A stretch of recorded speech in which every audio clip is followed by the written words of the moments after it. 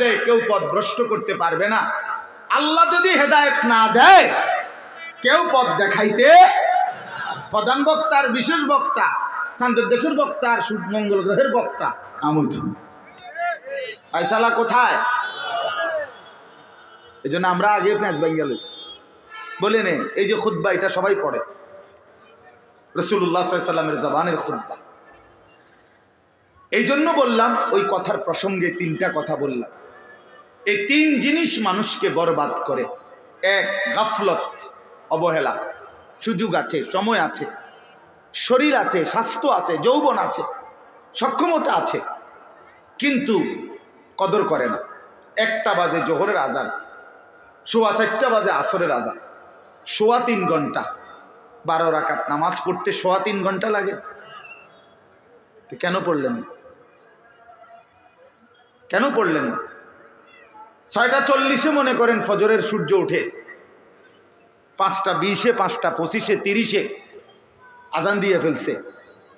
প্রায় 1 ঘন্টা ফজরের ওয়াক্ত, আজানের পরেও তো ধরে নিলাম এই 1 ঘন্টা 4 রাকাত নামাজ পড়তে কি 1 ঘন্টা লাগে?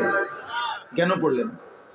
গাফলত, খামখেয়ালি, অবহেলা। অবহেলা।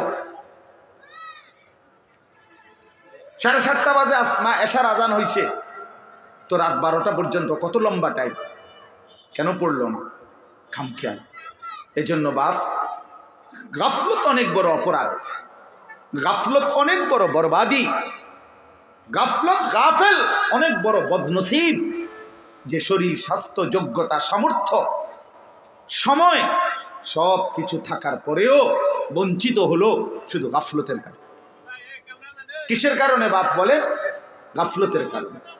ভাই তোমরা কষ্ট দিও না, ফারুক বলো, একবার বসতে কও, বল আতিক বসো। তো এই জন্য বললাম কষ্ট, গাফলত থেকে বেঁচে থাকা। কোরআনুল কারীমের মধ্যে আছে, মহান আল্লাহ পাক রব্বুল আলামিন প্রিয় নবী সাল্লাল্লাহু আলাইহি ওয়াসাল্লামকেই বলেছেন, ওয়ালা তাকুম মিনাল গাফিলিন। এই যে নবীজিকে বলছেন, আমাদের নবী সাল্লাল্লাহু আলাইহি ওয়াসাল্লাম গাফেল ছিলেন কতক্ষণ? কথা বলে না, বলেন না বাপ, বুঝতেছেন কিনা? নবীজি গাফেল ছিলেন কখন?